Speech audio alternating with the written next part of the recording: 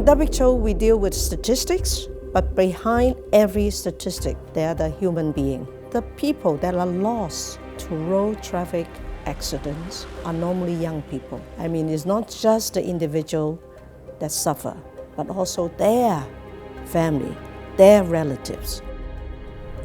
So here's a picture of Sammy just a few days before he was killed.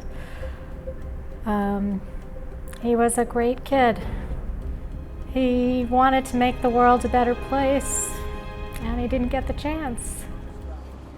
My boy was hit by a car, and I lifted him and I put him on my chest. I was praying God to help my boy not to die.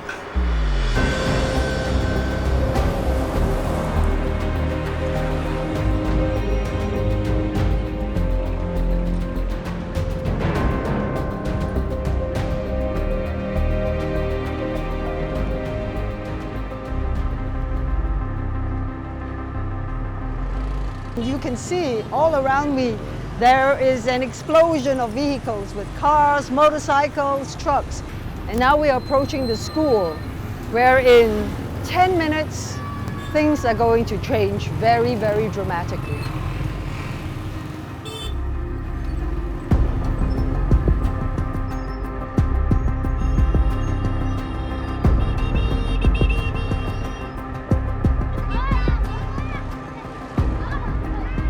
Look at the beautiful children. All they want to do now is to get home. But it is so unsafe on the roads. They have no protection.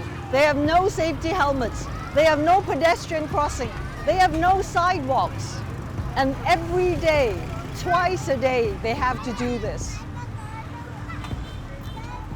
In the end, particularly with road safety, it is government action that makes the difference. The implementation of stopping drinking and driving, of slowing people down, of better design in car safety, better design in roads, and those are the kinds of things that in the end it is the government that has to do, and the government will only do it if they have strong leadership.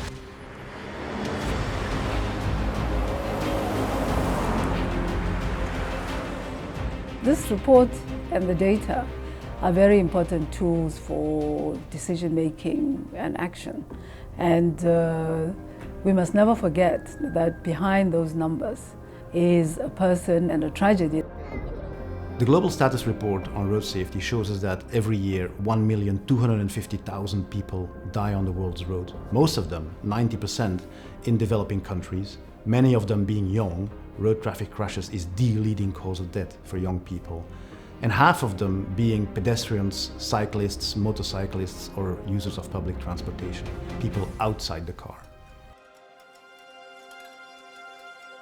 It's a hard task for the government to actually just fix the roads in a proper way, because so many of these accidents happen because of the poor quality of the roads. And if the roads can actually be improved, you can imagine how many people will sleep peacefully in this country. How many people will actually enjoy their life the way it's supposed to be. How many people?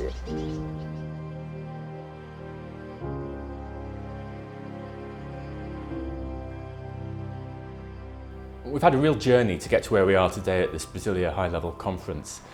The start of this was the launch in 2004 of the World Report on Road Traffic Injury Prevention by WHO and the World Bank, which set the scene, gave the movement some impetus, and led to the first global ministerial conference, which was hosted in Moscow in 2009 by the Russian Federation.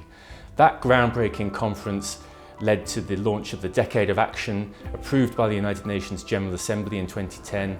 And it also provided a platform for campaigning for road safety to be included in the Sustainable Development Goals. And this Brasilia conference absolutely has to be the place where we decide that we're going to tackle this issue, the 1.2 million people being killed, and we're going to solve it with practical action. So I hope that in Brazil we manage to get a new commitment, a commitment to raise the profile of the issue, because it's taking the lives of many people. President Dilma introduced it in her speech in the General Assembly, and I know of her personal commitment with this issue of road safety. Now, the status report is also important. It showed to you the experiences of countries that have made tremendous progress. where they are successful and where are the areas in terms of gaps, so that government can plug those gaps and move forward. Now, the status report also is important as a tool of accountability. How can we honor our commitment to work together to make progress and save people's lives? I listened to one of our leaders talk about the statistics, and I just lacked the power to tell him it's not the numbers. For us, it's not numbers. For us right now, it is a person. It's not quantifiable in terms of numbers. The value of a human being cannot be quantified. How about the grandchildren she would have brought home? There should be nobody dying from the road accidents.